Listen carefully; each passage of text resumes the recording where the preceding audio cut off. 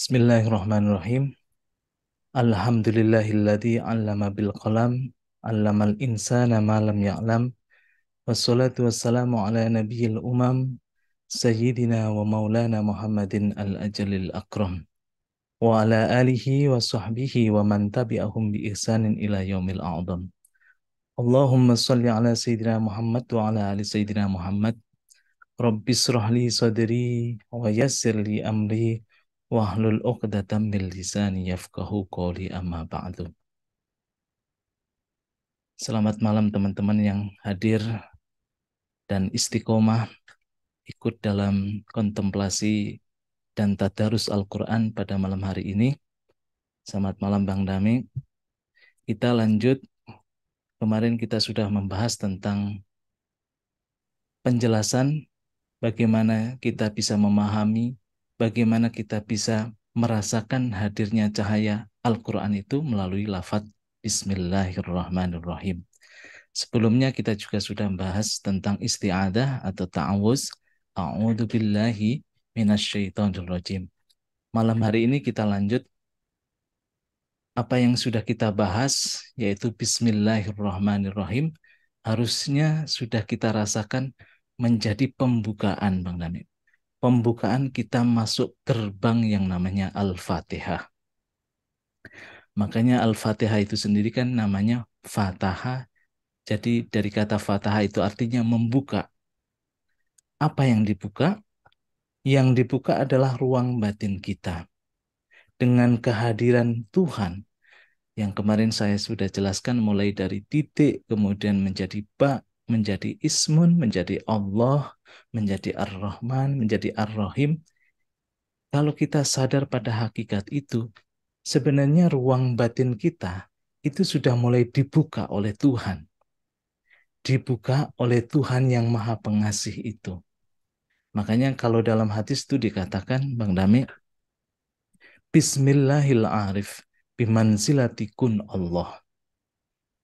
Jadi Bismillahnya orang yang sadar pada Tuhan itu menempati kunnya Allah. Idza arada syai'an ayyakula lahu kun fayakun. Jadi ketika dia berkehendak, dia itu mengucapkan kun maka fayakun. Jadilah maka terjadi. Begitupun kalau kita itu sadar pada Tuhan, apapun yang kita ekspresikan, mulai dari pikiran kita, imajinasi kita, sampai lisan kita, itu sebenarnya menempati irodahnya Tuhan, menempati kehendak Tuhan. Itu kalau orang arif, itu kalau orang yang kesadarannya terhubung dengan Tuhan. Makanya kalau orang Jawa itu nyebutnya sabdone itu pelaku. Jadi apa yang diucapkan itu manifest. Ya karena kesadarannya itu menempati kesadaran Tuhan, bukan kesadaran orang yang terhijab, bukan kesadaran orang-orang yang tidak sadar pada Tuhan. Bismillahil arif bimanzilati kun Allah. Jadi bismillahnya orang arif, orang yang sadar pada Tuhan, itu manjur kalau bahasa bahasa orang kita kan. Makanya tidak heran ketika doa yang diawali dengan bismillah, misalkan kita ngambil satu bejana yang isinya air, didoakan dengan doa bismillah, itu bisa mengobati penyakit, mengobati orang-orang yang memang dalam proses penyembuhan. Nah, nanti kita bahas termasuk keutamaan Al-Fatihah itu. Nah, sebelum kita lanjut pada surat Al-Fatihah, ini teman-teman mungkin saya sedikit ini ya, kasih wawasan bahwa banyak para ulama itu berpendapat Bismillah itu masuk dalam salah satu ayatnya Al-Fatihah. Jadi kalau di Saudi sana itu para ulamanya beda Bang Dami ya. Menganggap bahwa Bismillah tidak termasuk rangkaian dalam surat Al-Fatihah. Tapi ini kan sekedar perbedaan. Tidak ada masalah. Tapi kalau kita lihat urutan mulai dari ta'awuz, a'udzu billahi minasyaitonir rajim, kemudian dilanjutkan Bismillahirrahmanirrahim, sebenarnya itu nyambung semuanya. Ya, Jadi ini kan pendapat ulama yang mengatakan kalau di Saudi mungkin para imamnya tidak imam-imam yang apa namanya mengajak kita itu sholat atau apapun itu membaca Fatihah langsung. Alhamdulillahirabbil alamin tanpa membaca bismillah. Tapi kita tidak membahas perbedaan itu, tapi kita rasakan bahwa bismillah itu sebenarnya modal awal kita menjalani segala sesuatu. Kesadaran Tuhan itu modal awal dalam menjalani sesuatu. Tadi makanya saya katakan Bismillahil Arif. Bismillahnya orang yang sadar itu sebenarnya menempati posisi kunnya Allah. Kun maka fayakun. Makanya di sini sebelum kita lanjut Alhamdulillahirabbil alamin, saya sedikit sebutkan Bang Dami, kenapa sih ayat ini, surat ini disebut sebagai surat Al-Fatihah. Sebenarnya ada beberapa sebutan selain disebut sebagai surat Al-Fatihah itu yang diajarkan oleh Rasulullah. Al-Fatihah juga disebut sebagai Ummul Quran atau Ummul Kitab. Ummul Quran atau Ummul Kitab itu yang dimaksud adalah bahwa Fatihah ini adalah induk dari Al-Quran. Yang kemarin saya sebutkan, kalau kita mau membaca seluruh ayat-ayat Al-Quran itu, kalau disimpulkan itu, atau kalau dirangkum, itu isinya ada dalam Al-Fatihah. Makanya Al-Fatihah itu disebut sebagai Ummul Quran atau Ummul Kitab, induknya Al-Quran atau induknya kitab.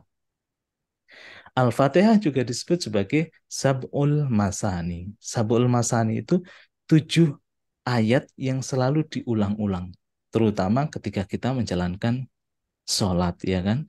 Selalu rokaat pertama, rokaat kedua, rokaat ketiga, rokaat keempat, selalu mengulang-ulang Al-Fatihah.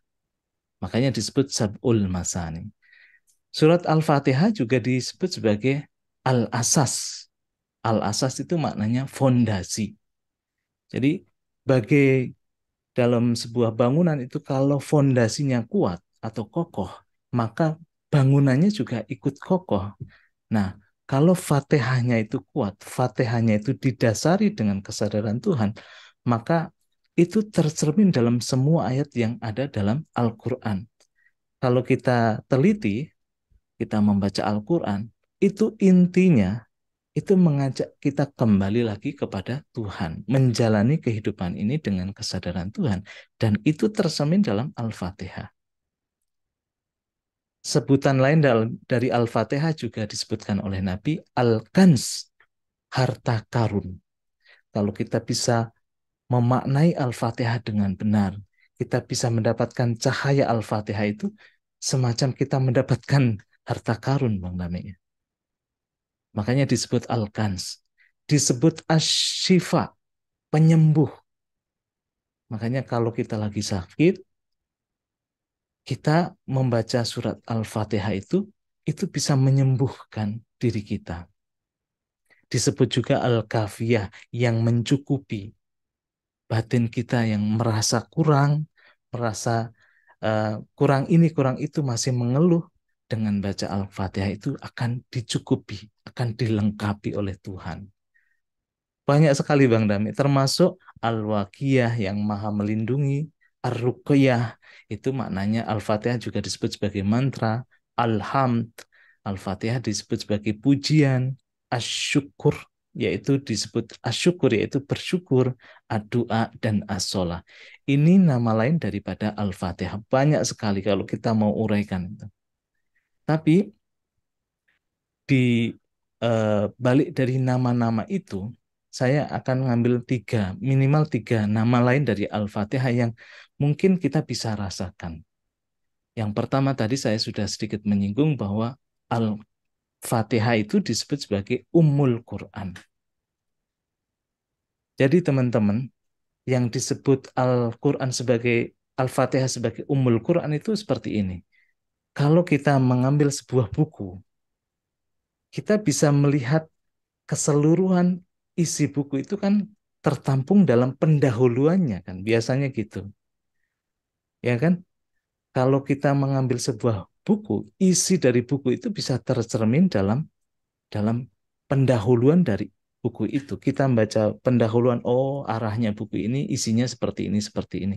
Itu seperti Al-Fatihah. Ketika kita membaca Al-Fatihah, isi dari Al-Quran itu cerminnya adalah Al-Fatihah itu. Makanya disebut sebagai disebut induk, atau disebut sebagai rangkuman dari Al-Quran itu sendiri. Nah, Al-Fatihah juga disebut sebagai Al-Asas. Ini yang tadi saya sebutkan. Bahwa ketika bangunan itu kokoh, yang mengokohkan itu sebenarnya adalah fondasinya. Bukan karena tiangnya kokoh. Enggak, tiang kokoh tapi tanpa ada fondasi yang kokoh, itu juga rapuh. Nah, Al-Fatihah dalam rumah, ibarat sebuah rumah, itu adalah fondasinya, asasnya. Nah, Al-Fatihah dalam sebuah rumah juga diibaratkan sebagai pintu, yang dimana pintu itu rumah itu bisa kita akses melalui pintunya. Pintunya apa? Pembukanya adalah Al-Fatihah. Makanya dari tiga nama ini nama lain dari Al-Fatihah aja kita sebenarnya sudah bisa melihat keutamaan dalam surat ini, surat Al-Fatihah ini. Disebutkan dalam beberapa hadis itu, keutamaan Al-Fatihah itu salah satunya adalah bisa menjadi obat dari segala macam penyakit. Penyakitmu apapun, coba baca Al-Fatihah.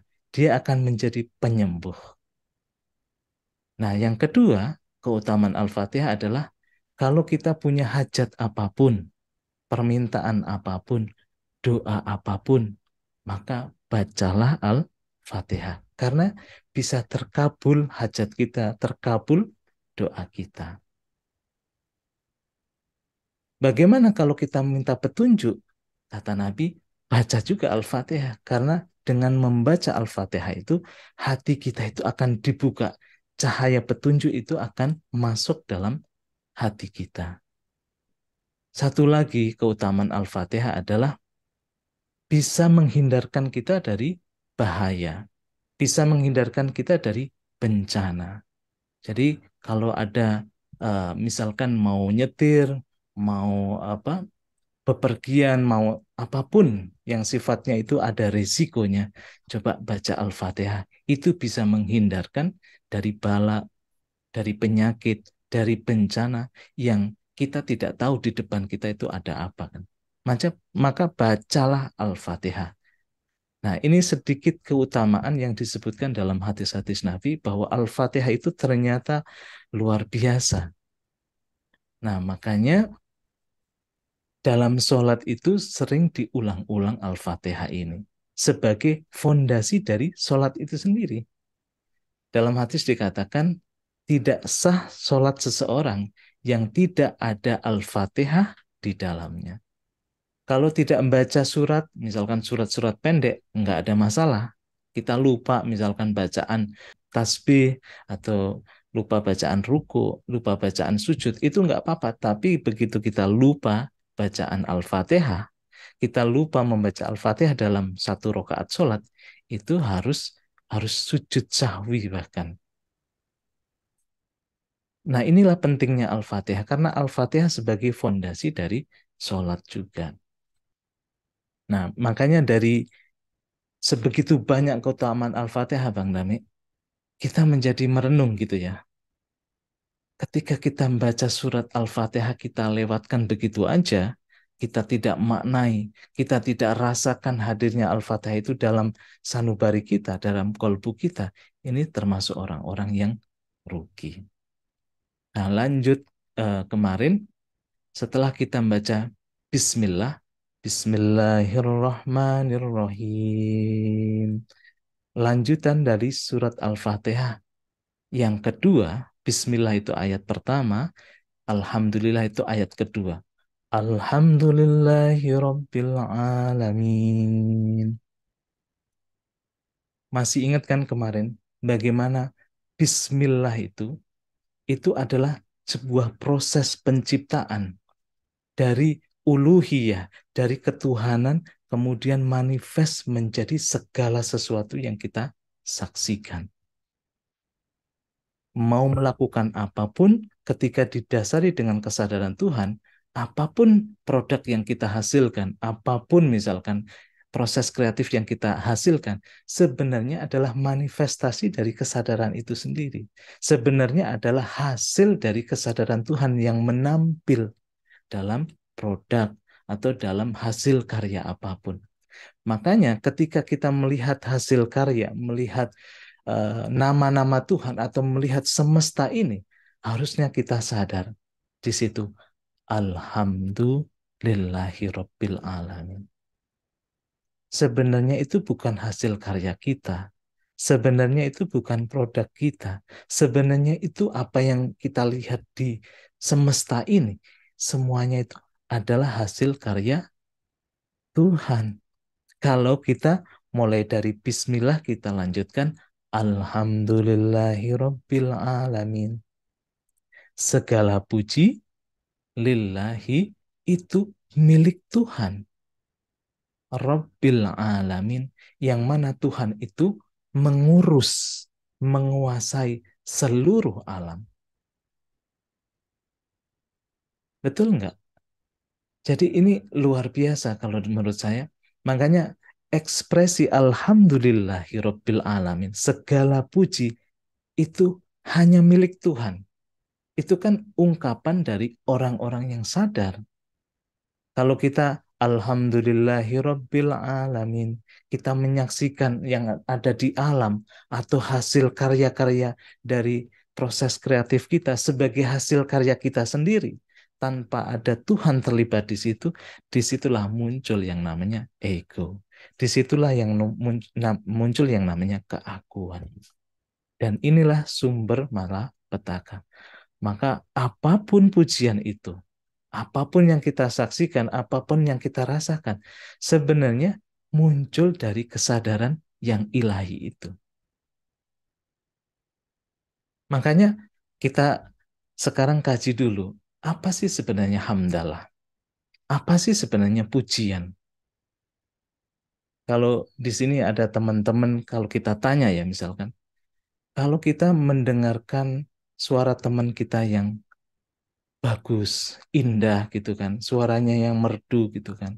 Kita menyaksikan bunga yang cantik, kita menyaksikan orang yang mempunyai karakter-karakter akhlakul karimah. Kita kan memuji.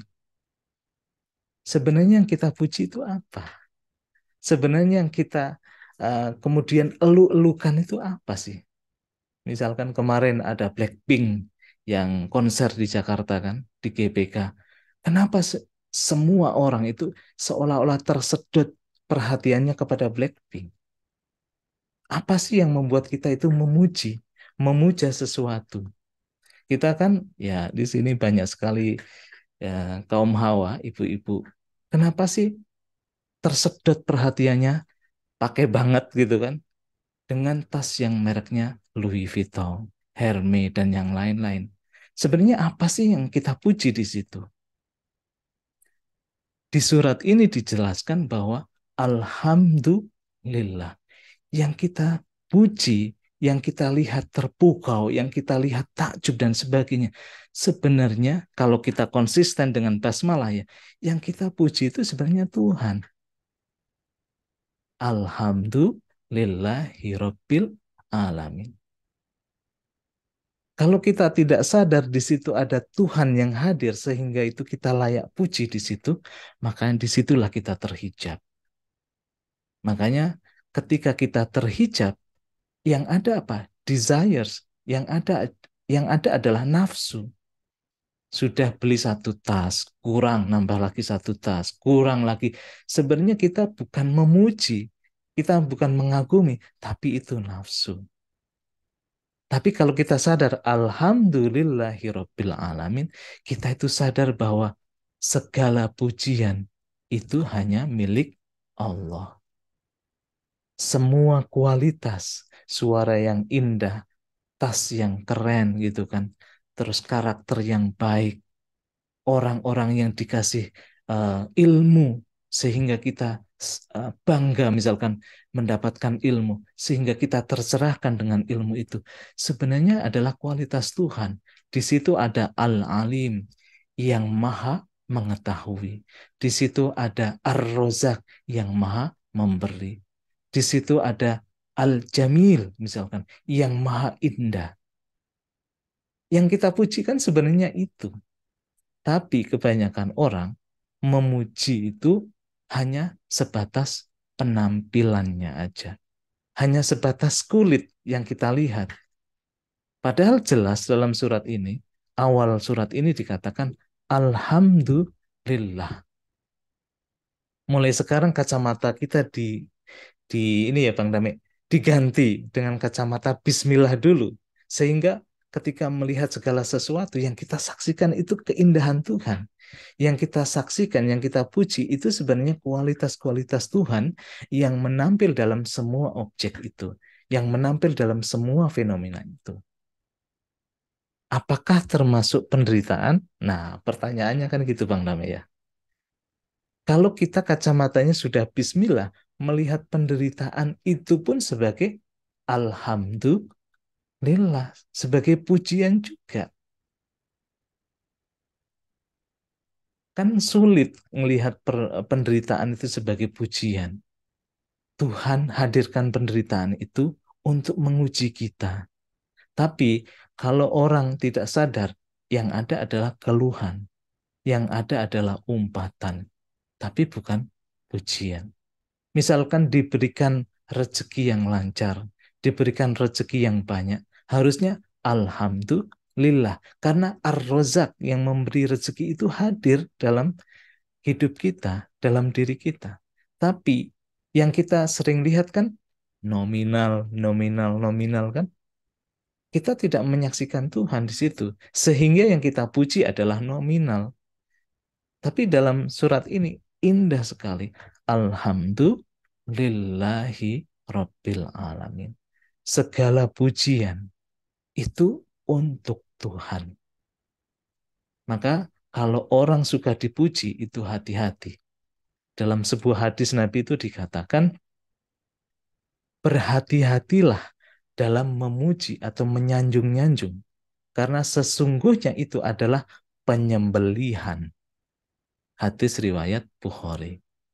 Nah, kenapa kalau kita dipuji-puji orang itu harus hati-hati? Karena bisa jadi atau boleh jadi itu tuh kita sedang disembelih, disembelih dari ketidaksadaran pada Tuhan.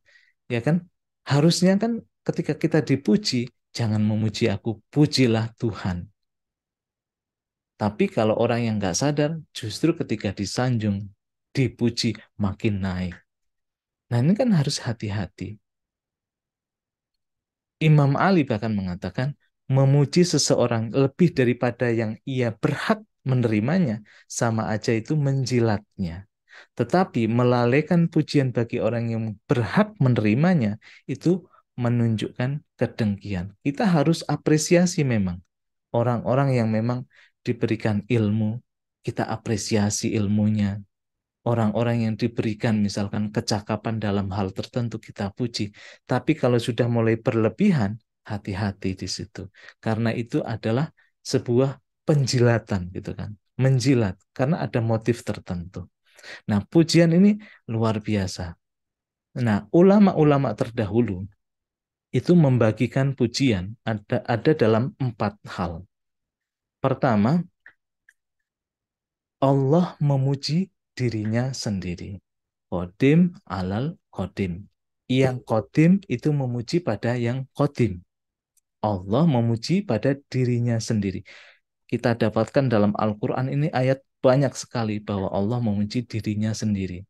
Salah satunya surat Toha ayat 14 itu Bang Dame ya. Innani anallah la ilaha illa ana. Sesungguhnya aku adalah Allah. Tidak ada yang lebih berkuasa daripada saya. Itu kan Allah memuji dirinya sendiri.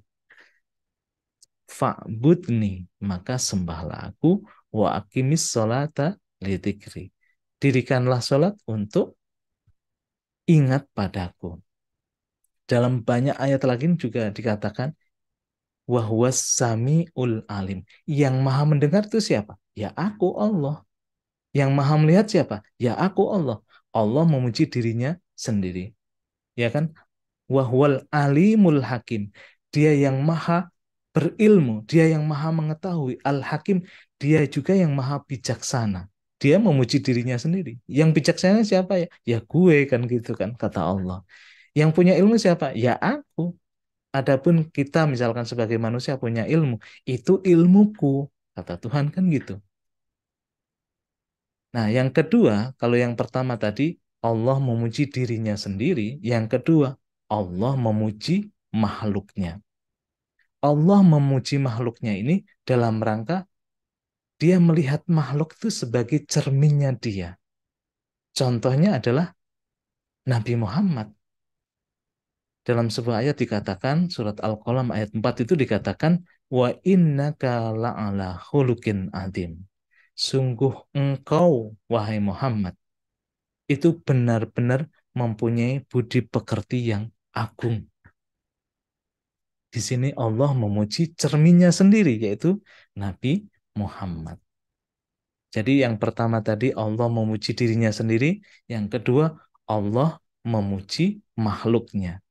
Allah memuji makhluknya ini dalam konteks makhluk yang bisa menjadi cerminnya dia.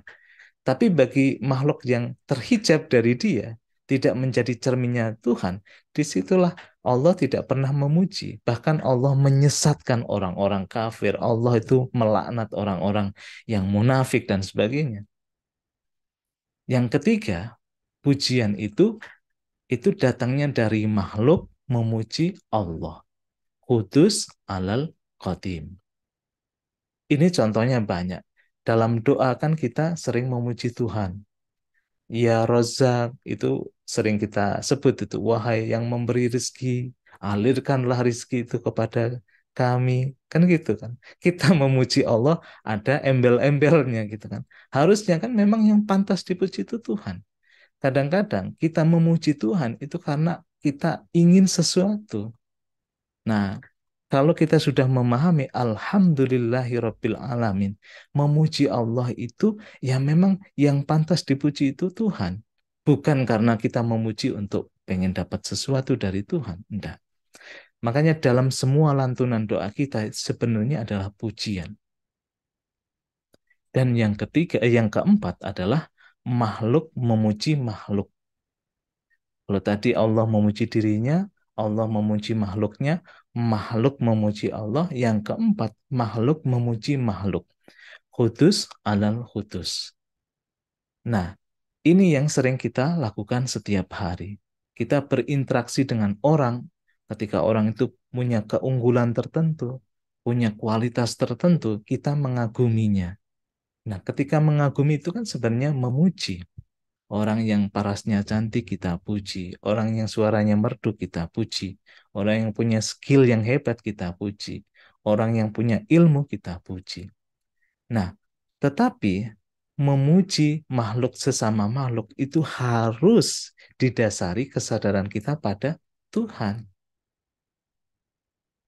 Jika kita tidak sadar pada Tuhan saat memuji makhluk, itu kita termasuk golongan orang-orang yang terhijab. Yang akhirnya apa? Ngefans atau memuji itu karena ya mengagumi sesuatu yang sifatnya person aja. Di situ kita tidak melihat Tuhan ada di dalam personalitas itu. Jika kita memuji sesuatu tanpa sadar bahwa yang kita puji itu Allah, disitulah akar dari kebanggaan, akar dari ketakaburan, akar dari segala sesuatu yang kita sebut sebagai akhlakul mazmumah. Karakter-karakter yang buruk. Contohnya seperti Fir'aun. Fir'aun kan mengaku dirinya sebagai Tuhan. Karena apa? Karena dia nggak sadar pada Tuhan yang lebih berkuasa daripada Fir'aun itu. Namrud, dia juga mengaku-ngaku. Korun, dia juga mengaku-ngaku mempunyai harta. Padahal yang memberikan harta siapa? Ya Tuhan. Maka penting kita sadar bahwa segala pujian itu lillahi, itu milik Allah. Rabbil alamin. Nah, menarik kata-kata setelah Alhamdulillah itu Rabbil alamin. Rob. Ar-Rabb itu artinya apa? Sang pengatur, sang pengurus. Setelah Allah itu mencipta melalui Bismillahirrahmanirrahim, yang bertanggung jawab mengurus itu siapa? Ya Tuhan. Bahkan dalam sebuah ayat ayat Hud ayat 6, surat Hud ayat ke-6 itu dikatakan wa ma min dabbatin fil ardi illa 'alallahi rizquha. Tidaklah ada sebuah binatang melata pun di bumi ini kecuali Allah itu yang menjamin rizkinya. Allah itu mengatur, tidak mencipta kemudian dibiarin gitu aja, enggak. Tapi Allah itu bertanggung jawab setelah mencipta itu mengaturnya. Bahkan seluruh alam ini, seluruh jagat raya ini, itu Tuhan yang mengaturnya. Tetapi bagi orang-orang yang sadar bahwa dirinya seolah-olah bisa mengatur sendiri, seolah semua ini dalam kontrolnya, itulah orang-orang yang suffer. Itulah orang-orang yang tidak sadar bahwa Tuhan itu punya fungsi sebagai rububiyah, sang pengatur. Makanya ketika kita sebut Alhamdulillahi Rabbil Alamin, di situ kita mulai sadar bahwa apapun yang kita saksikan sebenarnya adalah menunjukkan pujian bagi Allah. Dalam sebuah ayat kan dikatakan, Sabbahalillahi ma fis samawati wa ma fil ard. Seluruh jagat raya ini kan memuji Tuhan, bertasbih pada Tuhan. Tapi kenapa manusia itu sering lupa? Dengan misalkan kita saksikan ada kata kodok ngorek gitu kan, krek, krek, krek. Itu sebenarnya bertasbih. Burung berkicau, kicauannya itu sebenarnya tasbih, menunjukkan pujian pada Tuhan. Tapi manusia, seberapa kita itu bisa bertasbih, seberapa bisa kita itu memuji Tuhan. Nah, makanya setelah Bismillahirrahmanirrahim, kalau kita sadar pada Alhamdulillahirabbil alamin, di situ kita melihat segala sesuatu, segala fenomena itu jadi indah. Indah, sangat indah. Karena yang hadir itu Tuhan.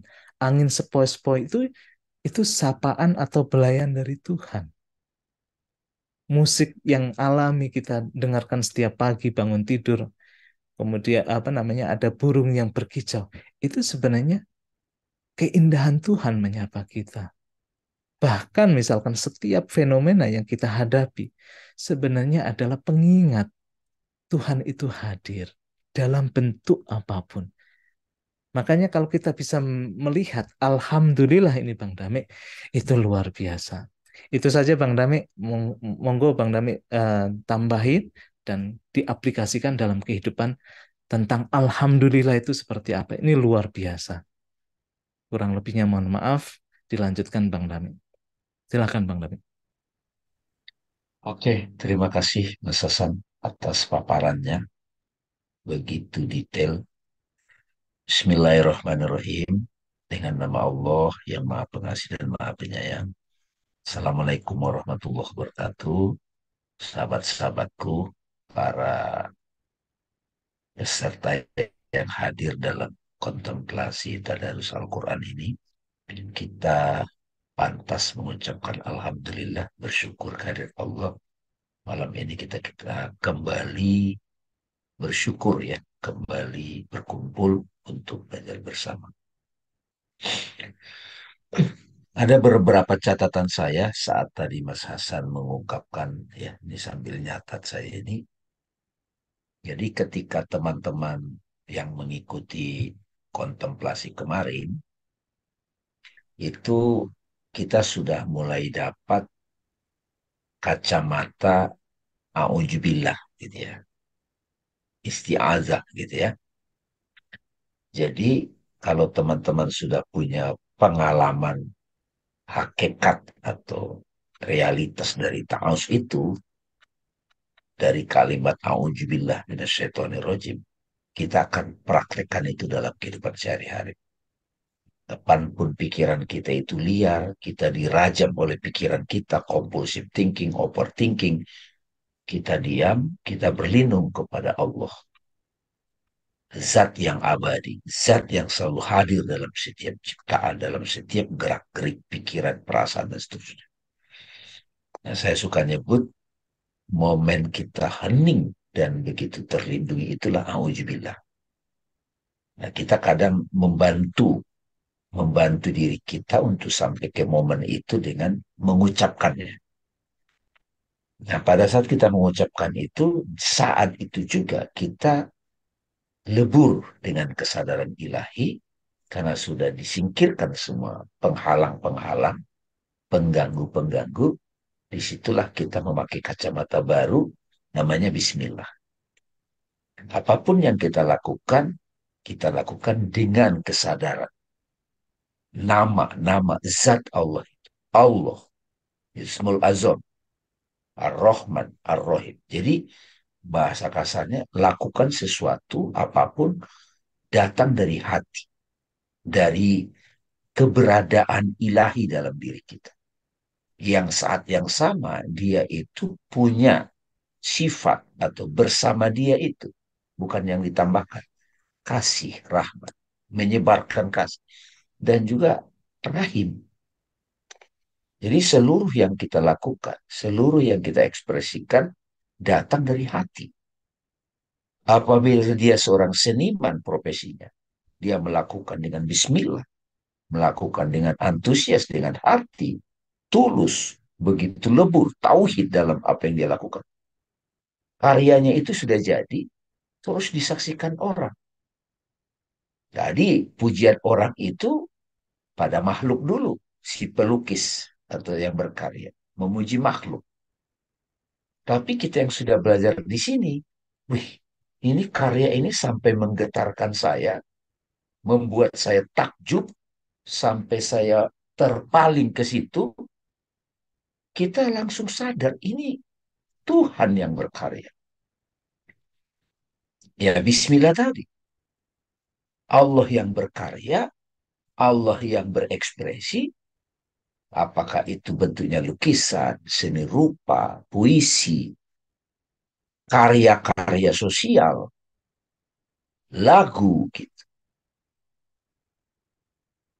Kita jadi takjub gitu, memukau gitu. Nah saat itulah dikunci, kita diberi lagi kacamata ketiga. Alhamdulillah gitu ya, kita puji Allah. Gitu.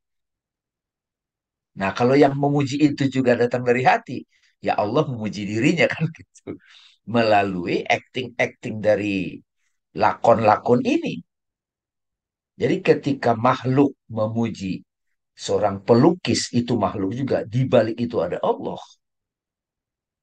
Tahap awal yang tampak adalah makhluk memuji makhluk.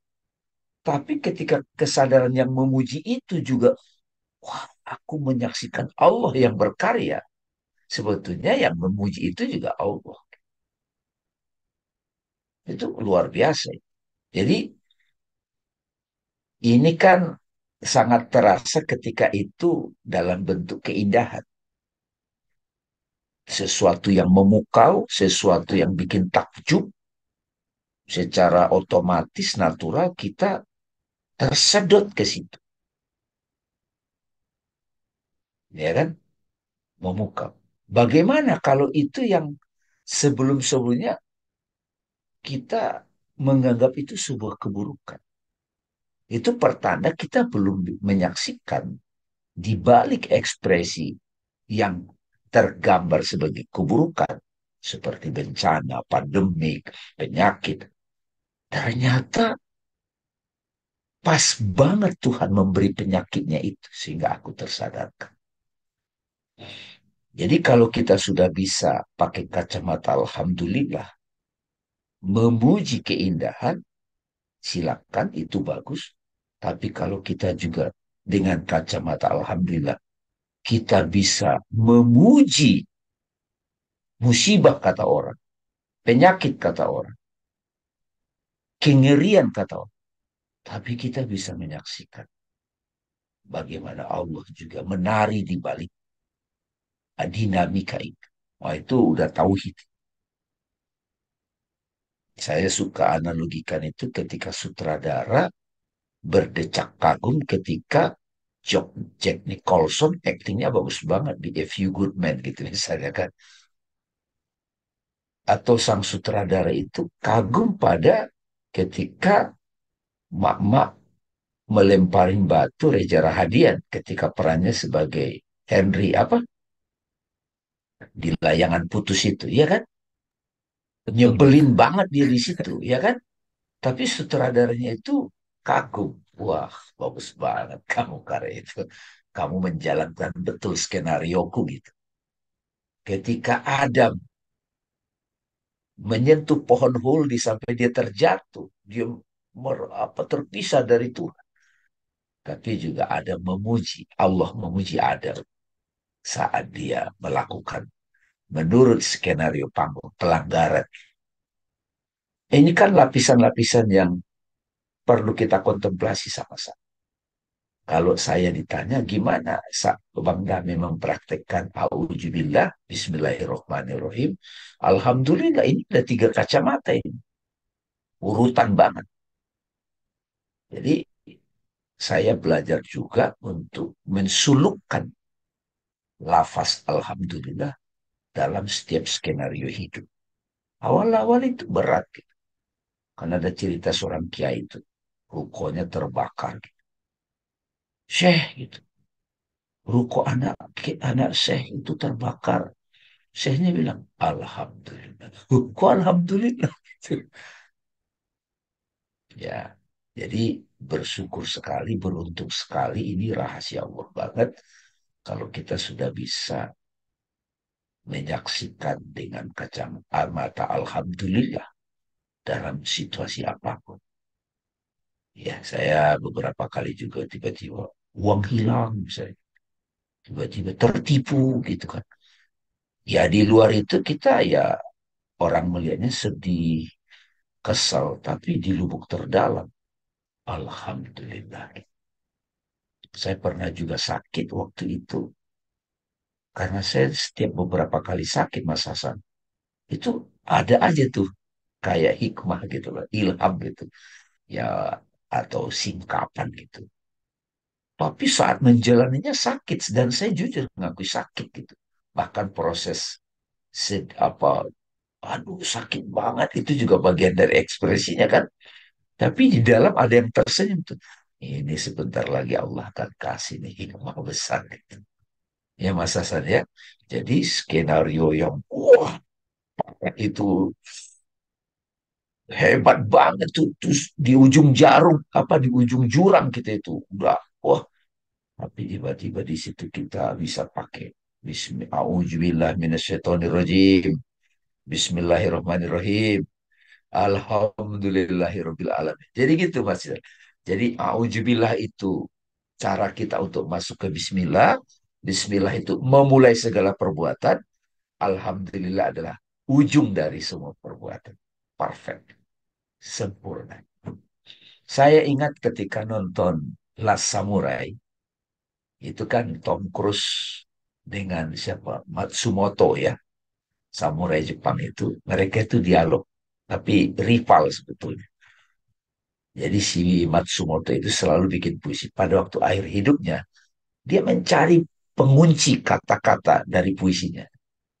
Kata-katanya adalah semuanya perfect, sempurna. Padahal dia terbunuh.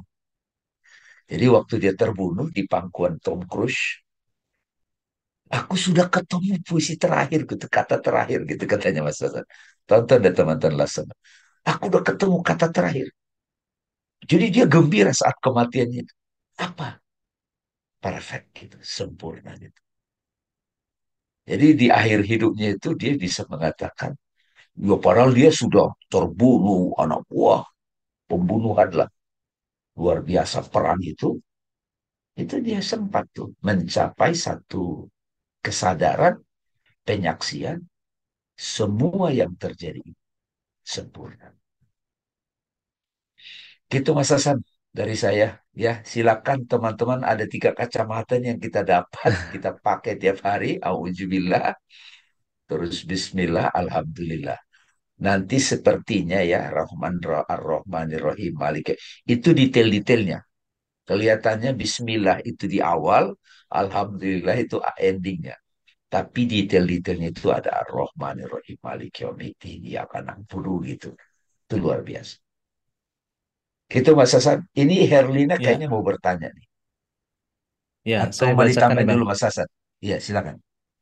Ya, terima kasih Bang Dami. Memang benar Bang Dami bahwa ketika kita sudah bisa mengucapkan Alhamdulillah, itu kan ungkapan yang nggak main-main ya, Bang Dami. Alhamdulillah itu kan terima kasih atau pujian kepada Tuhan itu saat kita bisa melihat segala skenario ini, skenarionya Tuhan. Tapi kalau belum bisa melihat itu kan suffer, sakit gitu kan, Taus berat dulu, gitu taus kan. dulu, taus. Iya, apalagi gini, kalau sudah udah menjelang ajal, belum juga sadar-sadar skenario itu yang bahaya, berat. Oh, berat. Makanya mutu qabla an tamut itu yang disabdakan Nabi itu benar. Sebelum kamu bisa apa masuk ke dalam alam berikutnya yaitu mengalami kematian, sadar dulu tentang alhamdulillah. Kamu bisa Ya. menyaksikan semua ini sebagai penampilan Tuhan sehingga apa? Ya, apapun yang menyapa hidup kita, mau itu kebaikan, keburukan, keindahan atau atau apapun itu Chaotic. iya alhamdulillah. Nggak semua orang bisa begini Bang Dami. Ini Ya, kan betul. ekspresi yang tadi saya bilang, ekspresi dari orang-orang yang sudah sadar.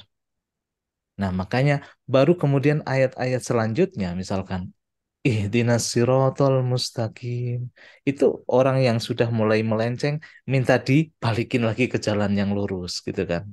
Karena pengalaman kehidupan kita itu kadang-kadang saat ini sadar oke kita ikut bahas tadarus Al-Quran ini oke mulai sadar gitu kan. Mulai mengangguk-angguk. Besok lupa lagi 15 Bang menit Damir. kemudian Iya, tergelincir gitu. iya. Makanya benar bahwa A'udzubillahi minasyaitonirrajim ikut selalu didengungkan gitu kan. Biar kita terjaga dari godaan, dari ilusi setan itu, sehingga kita bisa mantap alhamdulillahnya. Gitu. Nah ini teman-teman mungkin bisa dipraktekkan sendiri ya. Saat kita udah mulai pikiran nih, mulai ngajak ke sini nih, kita a'udzubillahi minasyaitonirrajim. Kalau pikiran-pikiran sudah mulai kabut-kabut ilusi itu sudah mulai tersingkir, kita melakukan apapun itu kan mindfulness, itu kan bismillah dari hati. Dan kemudian apapun hasilnya, biasanya kan alhamdulillah. Kan begitu. Tapi kalau bismillahnya nggak benar, apalagi a'udzubillahnya nggak benar, biasanya nggak sampai alhamdulillah. Biasanya kan gitu Bang Lami. Ini ada pertanyaan dari Mbak Herlina ya Bang Lami. Saya bacakan. Izin Atau mau pertama, langsung aja? Langsung. udah Bang Dami baca ya. Kenapa kita itu kirim Fatihah kepada orang yang meninggal mungkin ya, atau orang-orang yang Oh, mungkin kita kirimin. Itu gimana Bang Dami? Nanti saya tambahkan. iya, tadi di awal, nggak tahu mungkin Mbak Herlina sudah masuk atau belum. Mas Hasan sudah menguraikan makna Al-Fatihah gitu. Dia bisa jadi, dia umul kitab, dia juga obat syafi ya, asyifa ya. Hmm. Dia juga pembuka gitu. Dia juga banyak tadi ya diuraikan, termasuk bisa dipakai untuk penyambung hubungan kita dengan apapun gitu. Memohon petunjuk gitu. Karena memang Fatihah itu summary, zip dari seluruh ayat suci Al-Quran. Nah, sekarang ini kan lagi kita pretelin nih. Kita misalnya di sini ada 40 orang atau 39 orang, itu daya tangkap ya mangkoknya masing-masing ketika Samudra Al-Fatihah itu diuraikan atau diterbuka, mangkok kita yang kita tampung sesuai kadar kita. Tadi saya sedikit kasih summary itu Herlina. Ta'awuz, a'udzubillah isti'adzah itu satu kacamata, ya, dipakai tiap hari. Bismillah satu kacamata, perspektif, alhamdulillah, perspektif juga satu kacamata. Saya lagi menunggu nih Mas Hasan dapat penyingkapan apa nih kalau Ar-Rahmanir-Rahim berikutnya. Karena Ar-Rahman ini yang diulang ini dengan Bismillah rada beda tuh. Kalau Ar-Rahmanir-Rahim yang di awal itu boleh jadi penciptaan, tapi Ar-Rahmanir-Rahim yang berikutnya itu beda tuh. Baru nanti ada Malik Yaumiddin gitu ya. Itu Iya, itu betul. indahnya Al-Quran itu ada uraian-uraian yang sangat spesifik, khas. Jadi Al-Fatihah bisa dipakai buat apa aja. Doa dari segala doa dia. Iya, Saya bahkan kalau mau baca buku yang saya ingin mendapatkan apa hakikatnya atau penyingkapannya, saya baca diam dulu, auzubillah, lalu baca Al-Fatihah kepada penulisnya. It works.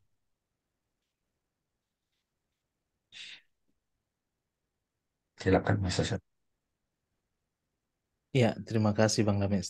Sebenarnya tadi sudah diuraikan.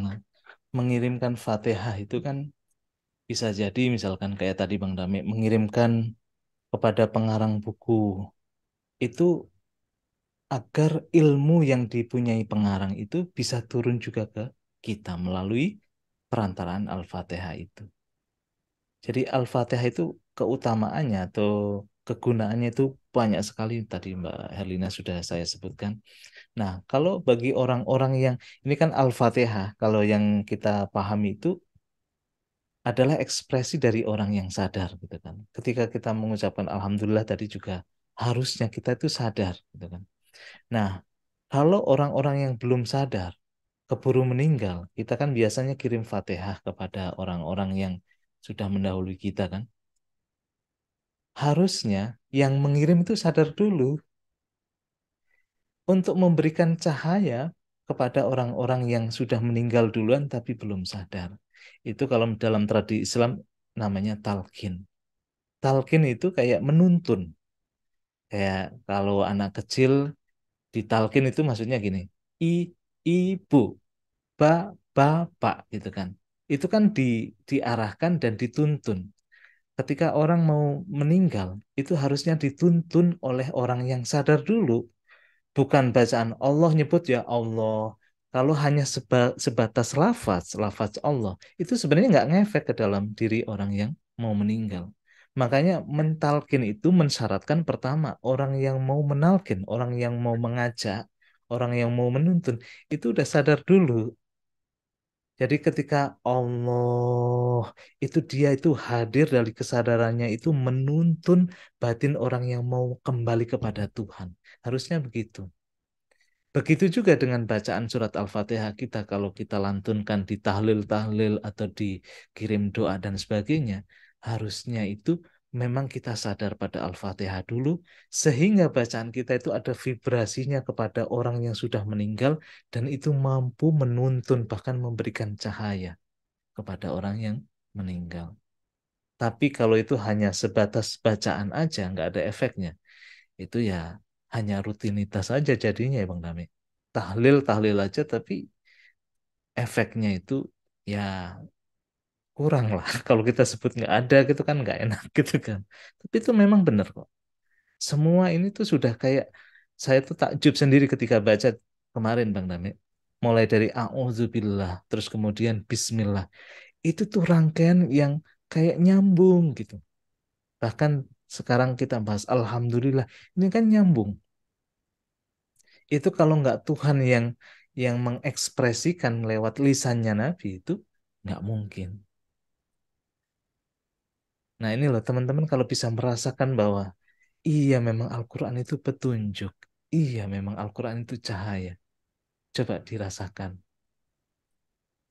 Makanya melalui dialog ini, melalui tadarus ini, kita nggak kejar target ya Bang Dame. Yang penting kita dapat Ya, sedikit yang kita rasakan itu udah cukup sih sebenarnya. Cahaya Quran itu udah cukup. Sampai itu kemudian nanti kita mendapatkan nuzulul Quran. Kalau kita sudah mulai ya, merasakan itu kan berarti kan hadir nuzul. Nuzul itu artinya hmm, Quran itu turun. turun, turun ke dalam batin kita. Kan gitu maksudnya. Silakan Bang Nabi. Ya, tadi pada waktu mentalkin itu, Herlina ya, itu sama seperti seorang ibu misalnya ngingatin anaknya. Anaknya nggak mau dengar. Nasihatnya sama. Kamu perlu disiplin. Kamu yang jujur. Kamu lakukan eh, apa namanya disiplin ini. Kamu sholat gitu. Ibunya nggak mau anak. Tapi ketika seorang yang bijak kakek atau seorang paman atau seorang guru ngomong ke anak itu langsung manut gitu. Kenapa? Karena yang ngomong itu ya sebetulnya kehadiran Tuhan gitu. Jadi tunduk. Kan itu sering tuh dalam kehidupan sehari-hari. Saya kan yang diomongin sama kok sama orang itu, tapi kalau saya ngomong dia nggak dengar gitu. Tapi kalau guru itu yang ngomong dia dengar gitu. Nah, sama juga ketika ada seorang guru dia ngomong kita nggak dengar, itu jangan-jangan belum hadir juga kayak itunya tuh di situ.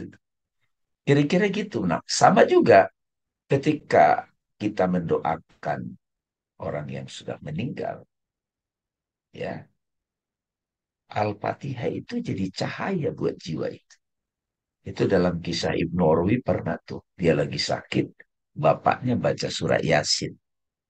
Nah, saat sakit itu, Ibnu Orwi masuk ke alam barzah, dia menyaksikan wujud surat Yasin gitu loh. Ibnu Orwi kan ada tuh, dia menyaksikan hakikat surat Yasin. Wah, Allah kan surat Yasin juga gitu. Menabur kita sebut Yasin. Yasin kan wahai insan kamil gitu. Begitu dia bangun ternyata bapaknya lagi baca surat Yasin.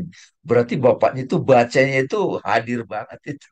Sehingga Ibnu Arabi disembuhkan dengan baca surat Yasin. Kan kita suka tuh. Ada orang sakit baca surat Yasin gitu. Tapi kebanyakan masih kayak ya ucapan-ucapan gitu. Nah, mudah-mudahan dari tadarus kontemplasi Al-Quran kita ini dikit-dikit gitu terbuka, tersibak hakikatnya dan bisa kita praktekkan dan didisiplinkan. Betul Bang, sesuai dengan nama Fatihah sendiri itu kan membuka batin kita. Jadi Hmm. kalau kita membaca surat Al-Fatihah, tapi batin kita itu nutup, nggak membuka diri, bahkan misalkan kita mau mentalkin orang atau membacakan surat Fatihah kepada orang, tapi kita tidak terbuka sendiri oleh cahaya itu. Nah ini kan sama aja, ya rutinitas aja yang diulang-ulang. Ada sedikit contoh yang tadi Bang Damit sampaikan itu di cerita Nabi. Ketika seorang bapak itu datang kepada Nabi tergopoh-gopoh gitu. Wahai Nabi, tolong, please tolong aku. Kenapa, wahai si Fulan gitu kan? Anakku, tolong deh di apa namanya nasihati jangan makan permen karena giginya sudah rusak semua karena permen itu. Kalau kata Nabi, ya udah tunggu 3 hari, kamu pulang aja nanti saya akan ke sana nasihati anakmu. Nah, yang terjadi apa? Nabi selama 3 hari tidak makan manisan sekecil apapun, Bang. Sedikit pun tidak makan. Artinya Nabi menjadi diri yang tadi mempraktekkan tadi menjadi kalau di sini kita sebut cahaya Fatihah itu udah menjadi dirinya. Dipraktekkan dulu oleh Nabi tidak makan manis. Begitu 3 hari kemudian Nabi datang ke rumahnya. Anaknya ketika baru mau dinasihatin, ya Nabi saya udah tahu. Udah gitu. Ya. Karena Nabi sudah menjadi itu gitu loh. Nah, begitu kita batinnya sudah menjadi Al-Fatihah Bang Dami, ketika bacaan itu kita transfer gitu, kita kirimkan kepada orang yang meninggal, itu cahayanya hadir memang seperti Nabi tadi. Jadi menasihati orang, mengirim apapun itu kan, kalau itu nggak ada kesadaran dari dalam, itu sebenarnya ya sia-sia sebenarnya. Akhirnya tadi nasihat tidak didengar, ya kan? Apapun yang kita bacakan tidak ada efeknya kan gitu. Itu Mbak Helina. Terima kasih pertanyaannya. Luar biasa. Baik, Mas Hasan, tidak terasa kita sudah 1 jam. Iya, iya, Insya Bang Allah Damit. kita lanjutkan Kita besok. lanjutkan besok ya.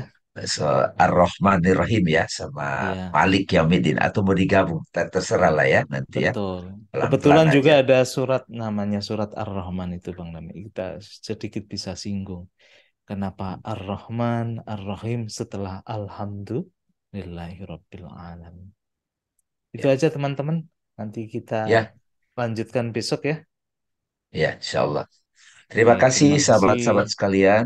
Terima Terima kasih kasih banyak. semuanya. Sampai bertemu besok malam. Kita disehatkan dan juga Amin. kita akan lanjutkan dengan ayat berikutnya. Ya.